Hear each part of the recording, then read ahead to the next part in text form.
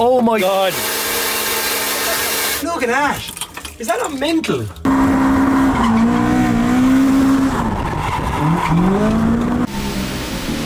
So we are tearing along with the KE70 Corolla Progress. I'm trying to build as much of this car as I can on my own.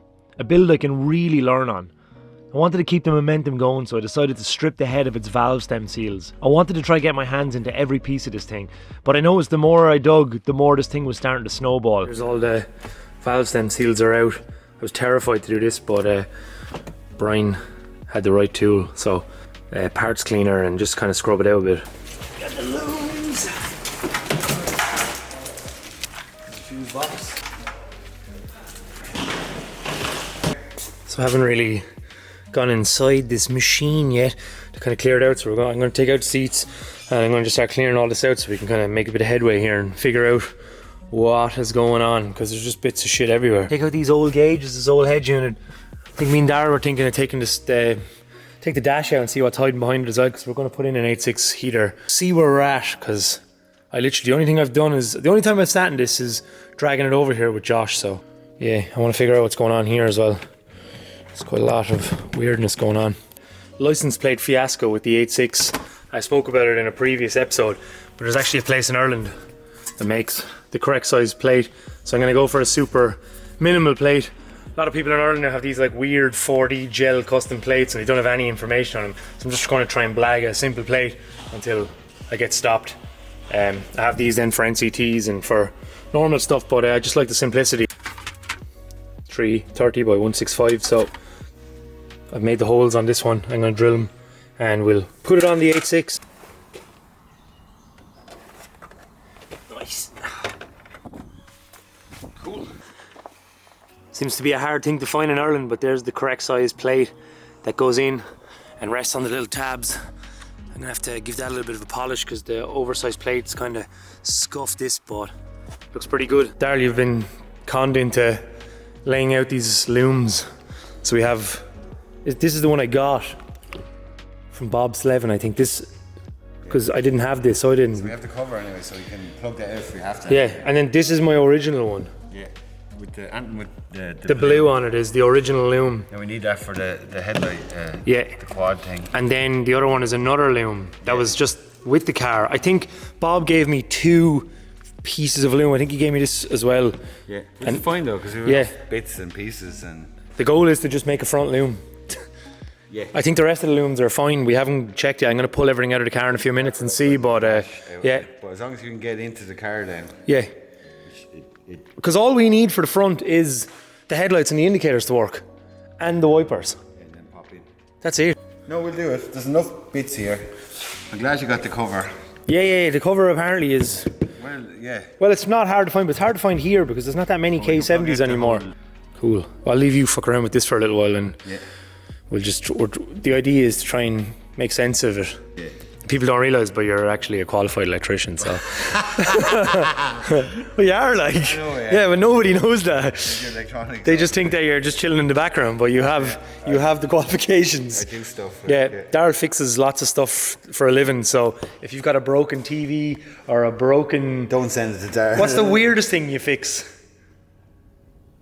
What has been the weirdest? A dildo or something? No. Nah. Industrial mixers. Industrial mixers. Yeah, they have a safety on. Okay. But you do fix the weirdest, like anytime I call up to your house there could be anything there. I have a Roland 330 drum machine from 1973. That you're trying to fix. Which is capacitors have blown in them or something, or... Yeah, it's just cool. Yeah. I love all that stuff. Yeah. Especially when it's my age. Yeah. Same age as me. But you do fix pretty much anything. I've seen you fix... Yeah, lawnmowers, everything. Lawnmowers, weird TVs, bicycles, anything. Yeah, phones. You're a fixer.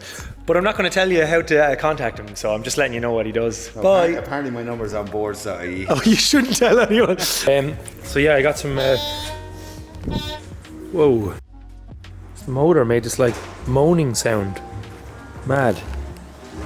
Speaking of fixing things, last year the camera was dropped, and only when we filmed this video the sensor finally disconnected from a tab. It was causing it to wobble and vibrate, and was something that was just getting worse the more I made videos. The moaning noise appeared over and over. It was going to cost about $1,000 to fix when I looked into it, but Daryl being Daryl, he decided to tackle it and take the camera apart. He glued the sensor where it was broken and rebuilt the camera, making it like new again. It's pretty epic stuff, to be honest. I'd be lost without Daryl for somebody's situation. I know he just looks like he chills in the background drinking cans, but he can do some pretty amazing stuff. Anyway, so I'm gonna spray the head with gunk, brush on gunk, but I actually have an old auto glim for a bit of spray on gunk.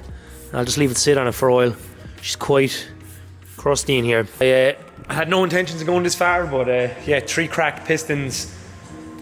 Brian was right. I was going to just throw this engine in, but nobody would leave me do that, so I wanted to build this car quickly. I started into it about 4 weeks ago, so we're not doing bad, like. No, it's actually... We're flying along, because I'm not restoring it, like. We're not getting carried away with rust on this. I've done my own terrible welding, and that's enough, because the rest of it's fairly okay. We're just going to drive on. As me and Daryl agreed, these cars look cool with a bit of character, so we have the stupid car that's really clean and nice, and this can be a little bit tatty, so. Jay-Z appears. We're up, lad, over the limiter. Yay! One bat. Is that what it's called?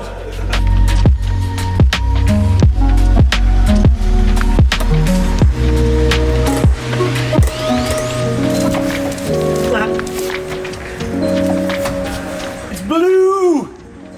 Yeah, because it was blue at one stage of its life as well. There's a lot of toy dirt in here. Loads of it. I'm just gonna hoover all this out. Hoover out all the rust and stuff. Hoover out, look at the blue back. I'll probably just paint this satin black. Looks like someone tried to start doing it there. Take out the center console, take out these dodgy gauges and all that kind of like the retrofitted electric window.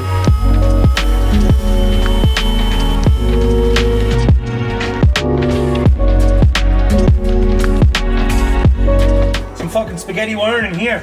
Yeah, so Whoa!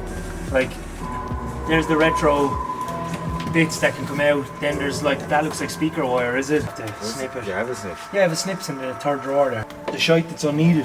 And those gauges are never going back in ever again, so. The 86 one. Yeah, the 86 one should be the same. The DINs are the same, and then this is also a bucket that's been cut up for the gauges. Pure speaker. Whoa.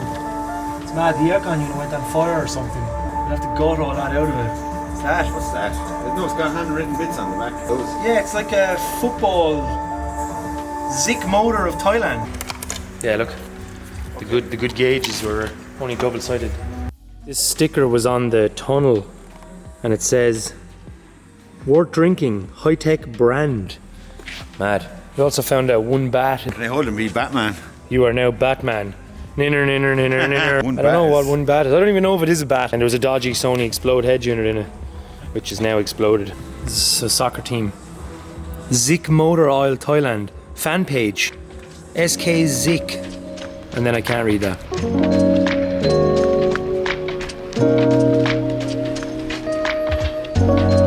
There's another wire here. I think it's for life. Just to light this up. Yeah. This is the Everything's most. off now. Right, this is an overly complicated dashboard. It's very, very important.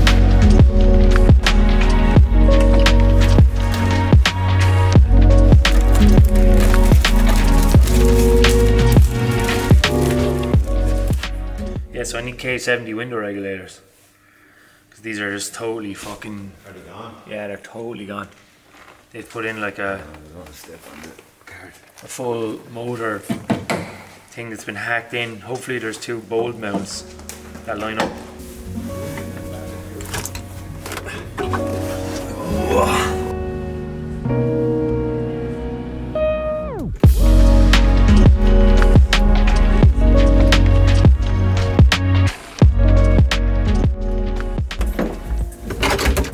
Fucking hell, what a thing.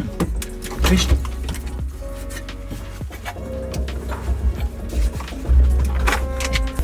Whoa, she's a big girl. Yeah,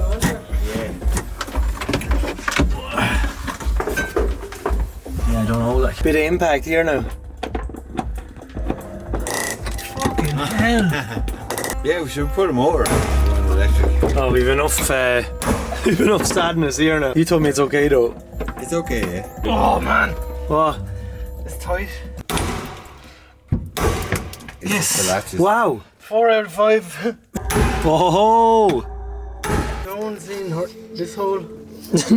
We're going to a hole that's never been explored. Oh my fucking god! Hey, there could be any dead mice or anything. Oh! It's not a Toyota part. Somewhere.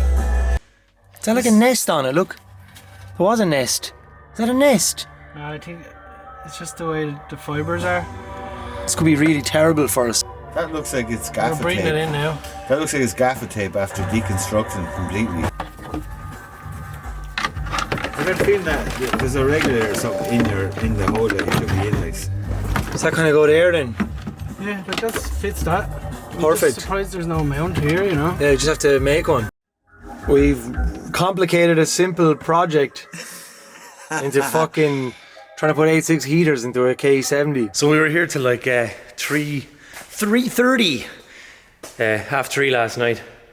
I feel like we opened up a can of worms on the interior by taking out the dash, but I needed to take out that kind of toy. It's mad, it says Nippon Denso Thailand, so whatever was going on back in the 70s and 80s. I feel like these shells were built, maybe the shells were sent to Thailand and then the cars were assembled there. I'm really not sure. I wanted this to be a quick build, but it's like fully snowball. Like every single thing on this has to be cleaned up or modified or something. But hopefully we don't get bogged down in this for too long. It just looks scary and daunting. But there's a lot of weird wires and stereo things, and like 10 different people have tried to do something with this car when it lived in Thailand. So try to strip all that out and just simplify it. I'm very terrified of wiring. Like I'm trying to do as much of this car as I can on my own. That stuff is quite scary. So today I'm going to just clean the head, because I was cleaning it by hand last night with a parts cleaner, and I'm going to power hose the fuel tank as well, because the fuel tank I got off Adrian is a little bit crusty inside, but it's not bad. And I'm just going to use everything off the other fuel tank and try make one good one out of two. I need to find window regulators as well, because someone has retrofitted kind of DIY electric windows in it. Our friend Vinny Harney from Retro Autos, where we got the car, he said he has some that he brought over from Australia, so hopefully we'll call up to him in the next few days and grab those. A little bit scary. It's almost like flashbacks to this all over again, except for we're not going chasing the rust on this. I have learned the hard way. Realistically, like, we just need the heaters to work, the gauges, the lights, and the fuel pump. I mean, it's going to be a very, very basic machine. People always ask in the comments about the bikes that we have. I'm a sucker for old bikes. I used to be mountain biking pretty heavily back in the early 2000s. So I took down, this is my DMR Rhythm, which I've kind of done up to look like a modern for 10 years ago, but like modern street bike. And for some reason I decided that I wanted to be an NS, even though it's actually a really nice Rhythm. It's got fly cranks, profile Imperial chainring, load of nice little bits, Halo SAS rims. And then I actually had a DMR Trailstar when I was younger, maybe like when I was 12 or 13. That was a pretty bad build. So I built this up in Canada when I lived in Vancouver with Z1 drop-offs and all the parts that I wanted when I was young, but I couldn't afford it. So it's been sitting here for a while. The plan is to maybe get it looking pretty nice again now that, well, I thought that I was like finished with projects for a little while, but I'm going to take it down and just give it a wash. But it has all the goodies. I actually bought this. It was a bike called a Balfa Minuteman, which was a Canadian bike company from Quebec, and the guy actually had a DMR Trailstar frame, and it was his dream to have a Balfa. So we swapped frames, and I bought the Balfa with all these goodies on it. It had like Azonic goodies, the Z1s, all the stuff I wanted. Old Japanese IRC, Cujo tires and stuff. Just a total time warp from the early 2000s. Most people that aren't into mountain bikes probably won't care about what I'm talking about, but there'll be a few of you out there that'll actually appreciate that. Also, this is Brian, aka Dougie's Planet X Jack Flash, and then he's got an Onza T-Rex that he has here. Like I said, there's a lot of retro machines in the shed.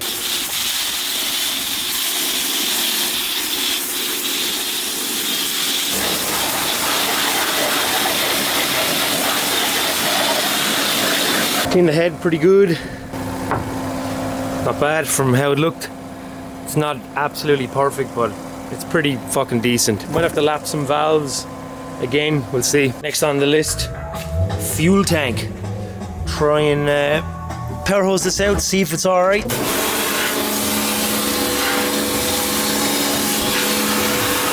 Oh my god.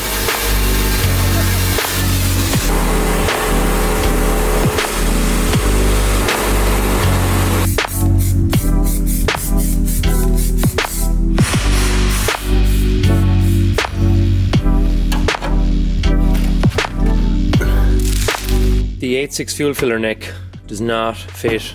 I need to cut the 8.6 one, and then I'm going to just sit this one down on top because they've got this kind of like rubber pipe that's on it already. So I'd imagine these are a similar diameter. So I've just used a bit of metal filler to blank off the breather on this because there's one already on the 8.6 tank. So I'm going to cut this about here, and then this should slide down over it and give me enough room to play with. It's wedged down using this rubber with this clamp, where the one on the KE was a bit different.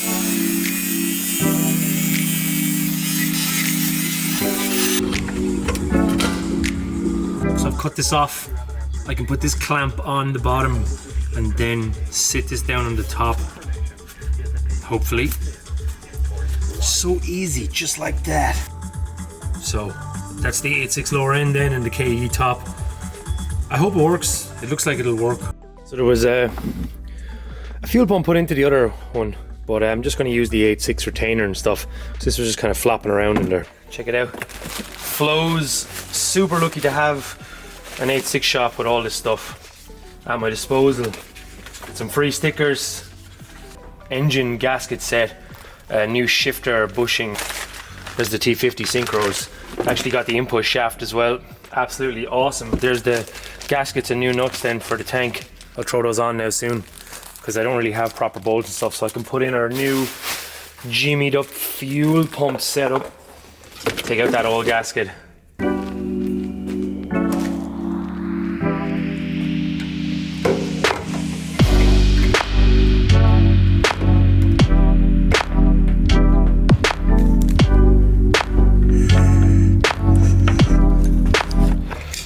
Pretty sick. So that's the KE70 sender, and then the 8.6 pump cradle with the pump out of this.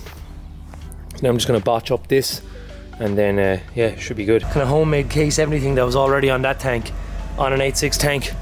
Snapped one bolt somehow. Thank God it came out easy.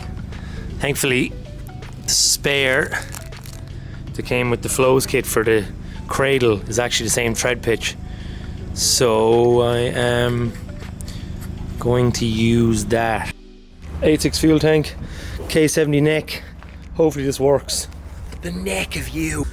It's mad that they like retrofitted all this stuff back in the day, so very interesting. Look at that. Is that not mental? Yeah, it's factory and not factory. They're just splicing in. That's what I said. We throw it out in the ground. Yeah, this like little weird vent thing. So they basically bypassed all the atmospheric air coming in altogether. Yeah. That was their way of doing it. And just had it closed. Because the natural air vents, yeah, are right here.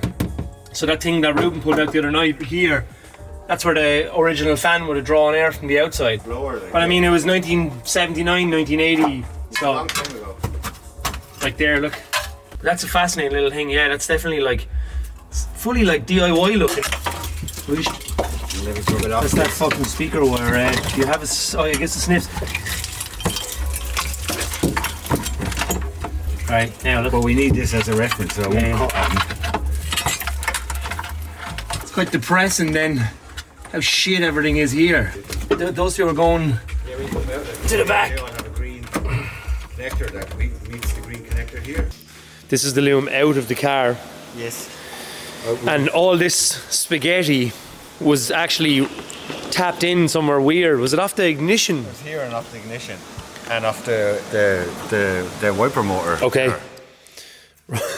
So it's just cut there and it was wound around it. Yeah. Real dodgy. Yeah, fire starting. Because this has gone on fire. So yeah, all this. And we reckon now, we thought that the aircon was maybe done by Toyota, but the more we look at the stuff, the more we realise that it's a Toyota aircon, but it was probably taken from something else, like something way more bling. because there's wood screws in it. Yeah. So like, I'm not trying to, I don't want to bash Toyota Thailand. I don't think Toyota would have allowed something to be this shit, like poo-poo. So all this is just Yeah, and then they used speaker wire for fucking motor cables. motor cables and stuff, so yeah. This is, we didn't want this. So I know this is snowballed into this thing, but it's Once probably... you took it off, it's very straightforward, so Yeah. we can match it up off for a friend over Yeah, there. and then we figured out earlier then, so I have a left-hand drive desert loom that's here as well from like Greece or somewhere mad, and the loop doesn't come all the way back into this green plug. Yeah, this one. Oh, that's the loom. No, this is the one the blue one that was in it. So that's the one that's in the car. That's the front loom. And this one doesn't end Yeah, at the same thing at all. yeah. It actually went back into the box or something. It does something completely different. Right. We essentially got the Lego set without the instructions, so it's like going backwards. it's like reverse engineering. Someone that has a KE70 is probably going to be laughing at us looking at this, but we don't know what's going on. So, and thankfully you have the head for looms. Fruited loom. You do more than I do anyway, so I really don't know what I'm looking at. I'm just kind of following your lead. So Yeah, no, I took out the one that was in the front. Yeah. And it matches up perfectly with the colours. Yeah. So we'll reuse that. So we'll probably just reuse everything. Yeah, I'll retape it and just clean it and fix it up. Like. it's not as bad as we thought it was, but once I essentially, took this off- because this was like, Like sad, me was sad. yeah. So essentially, all that is scrap. Yeah, we don't need that. Yeah. If I can't find a replacement for this, I'm going to just put some plastic, like make something, just make it work, like rebuild kind of a ghetto version of that. Yeah. If this is extremely rare, which I have a feeling it is. Probably. But So we don't know. yeah. Now the car looks basically like a bare shell, which is funny. Aside from we took the fucking doors off. But it's mad how dry and clean. Yeah, we're not used to that. Yeah, no like crusty boats, no snow, like everything is nice. People in places that are nice have no idea. What it's like that Yeah. place that's damp. Case in point, look what's going on in the background there. So much for the handy build.